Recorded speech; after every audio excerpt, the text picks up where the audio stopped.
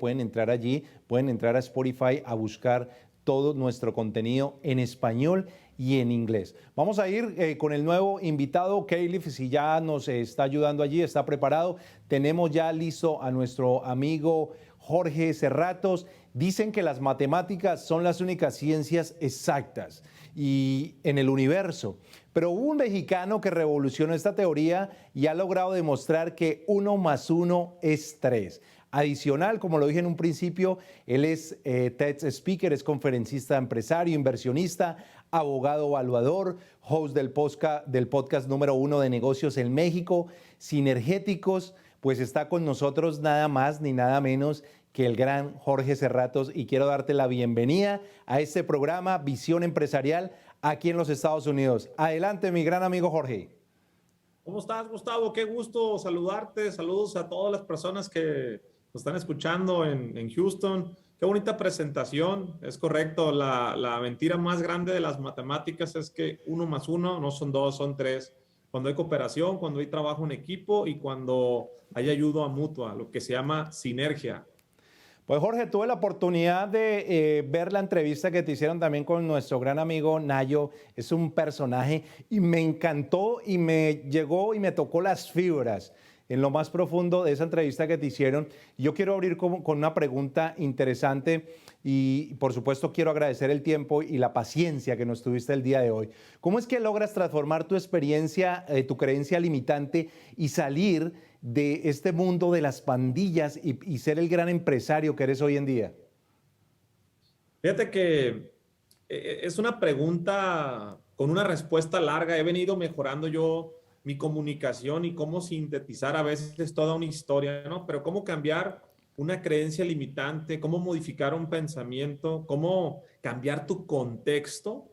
Te puedo decir que fueron 3 cosas. Una es que dejé de hacerme la víctima, dejé de culpar a las circunstancias y a todo lo que a mí me había pasado. Y asumí que todo lo que me pasa en la vida es para bien.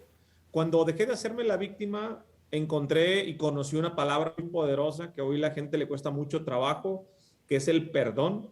Perdoné primero a mi persona, luego a todas las personas que me habían hecho daño.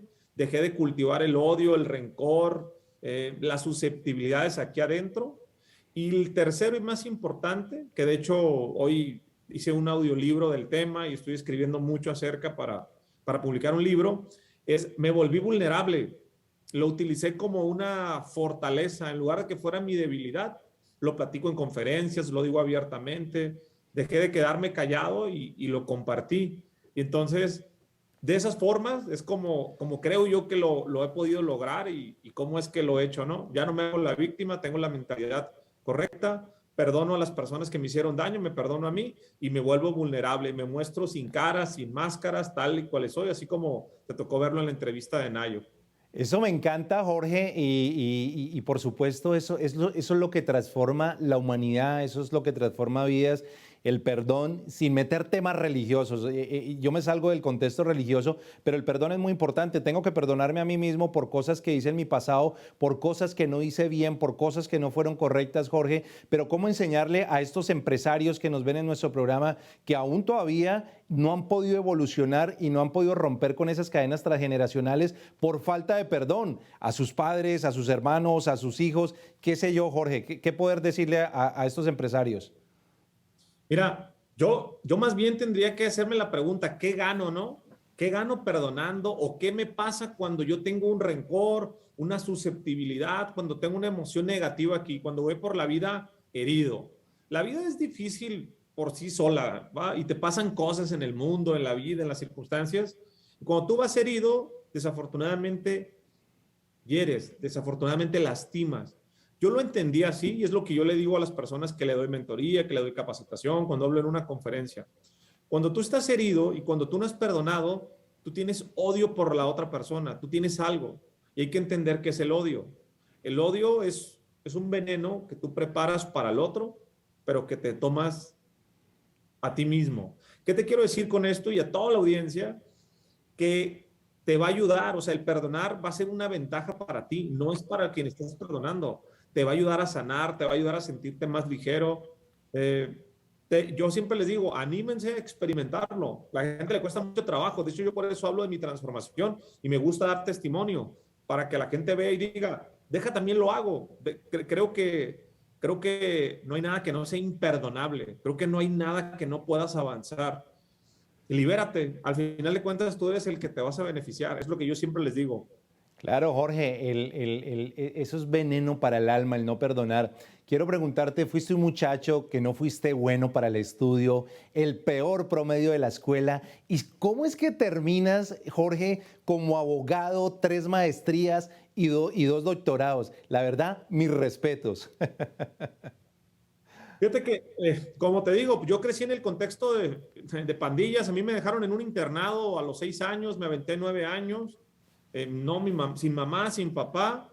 En el internado pasaron cosas muy fuertes y yo lo he dicho mucho en entrevistas, en conferencias, abusos, lesiones, violaciones, inseguridad, cosas. No comíamos muy bien. Yo era un niño muy asustado, sin muchas ganas de vivir. Del internado me voy a vivir con mi mamá. Yo aborrecía a mi mamá, no la quería, la culpaba de todo lo que me había pasado. Entonces me aviento 6 años en pandillas, cholos. Hoy pues, prácticamente tengo 40 amigos que ya no están en este mundo.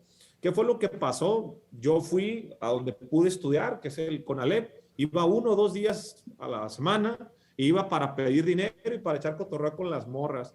El sistema me fue aventando, iba reprobando 5 materias, las materias justas para no reprobar o para no perder el sistema. Me encuentro yo en quinto, sexto semestre de preparatoria con un buen amigo, hoy es un buen amigo, en aquel entonces la primera vez que lo veo, Gabino Ramírez, que era campeón mundial, intercontinental, nacional, panamericano de oratoria. Y entonces, pues entiendo lo que después cuando estudié un doctorado, el alumno no aprende del maestro que no admira, lo admiré mucho, y dije, bueno, si yo estudio alguna vez algo, pues yo sería como tú eres. Por eso es que empecé a estudiar yo Derecho, sin gustarme tanto, pero la persona que yo más admiraba en ese momento de mi vida era Gabino. Y hay una frase que hoy a lo mejor se ha vuelto famosa en redes sociales, que yo la repito mucho, tu repetición es tu reputación. ¿Cómo lo hice? ¿Cómo pude tener el peor promedio de la prepa y cómo pasé a tener promedios de 10, de 10, de 10, a mantener una beca, no tener un reporte, hacer un deporte de alto rendimiento? Yo algún día se me ocurrió soñar, Gustavo, no sé en qué momento dije, ¿sabes qué?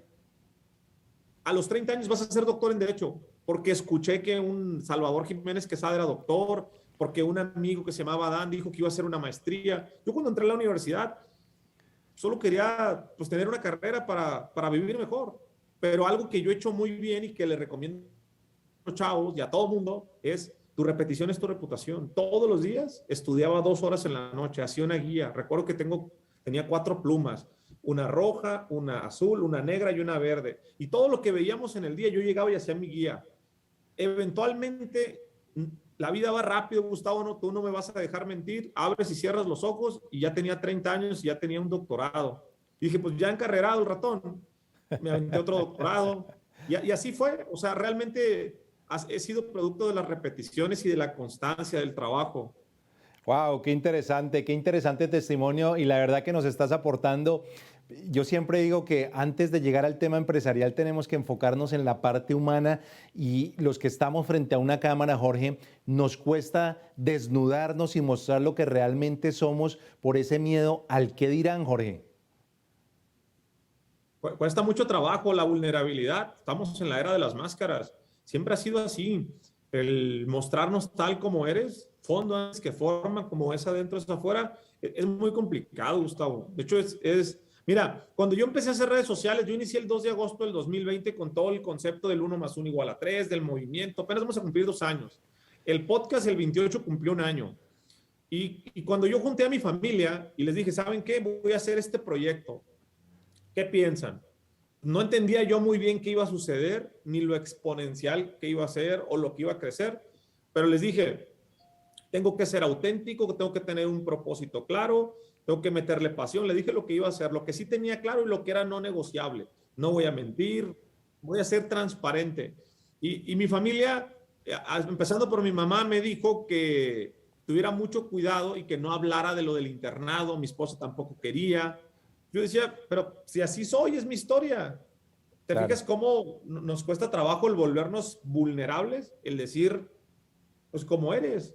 Normalmente nos ponemos una máscara. Las redes sociales, yo estoy convencido que el 80-90% de lo que vemos es falso. Es una máscara. Todo el mundo promueve su digital twin, el gemelo guapo. Cuando lo que yo promuevo es, habla desde el corazón y sé vulnerable. Punto. Totalmente de acuerdo, Jorge. Quería preguntarte, ¿de dónde nace la pasión por ser empresario y qué te obliga a decir, no voy a ser del promedio, voy a salir de mi zona de confort? Me lo fui encontrando, Gustavo. No me levanté un día y dije, voy a ser empresario. Yo solo quería ser doctor en Derecho porque en la universidad un maestro vi que ganaba 370, 420 pesos la hora. Yo en mi contexto, mi mamá ganaba 120 pesos en una cocina, sin la primaria.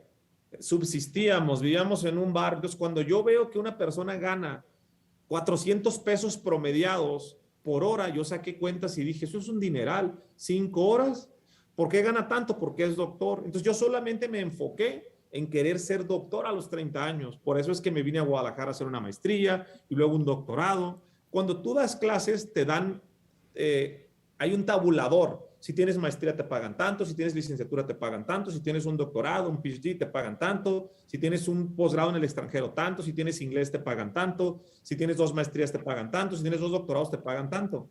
Cuando yo empiezo a entender eso, yo fui escalando desde una universidad, acá le llamamos, con respeto no diré su nombre, Patito, me pagaban 60 pesos la hora y yo terminé ganando 2,000 pesos la hora dando clases en diferentes universidades.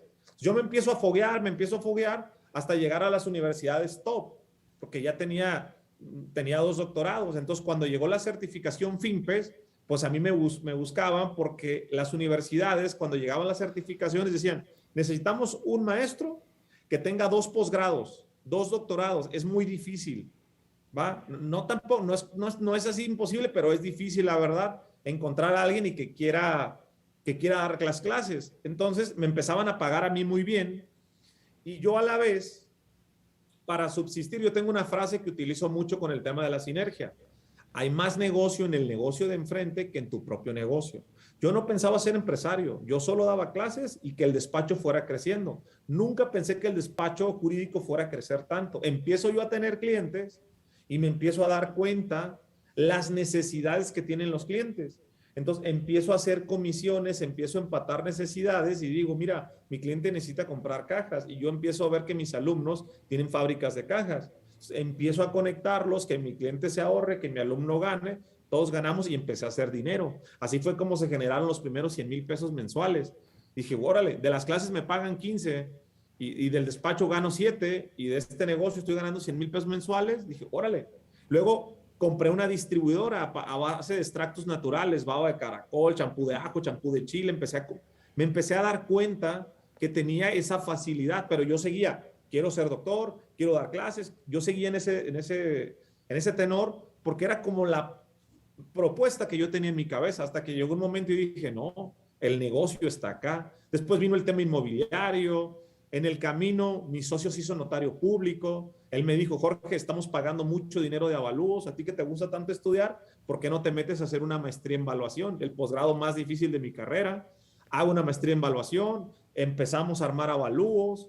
Luego nos damos cuenta de todo el ecosistema que hay inmobiliario. Empezamos a comprar, empezamos a desarrollar. Entonces, una cosa llevó a la otra. La verdad es que no hubo un plan, Gustavo.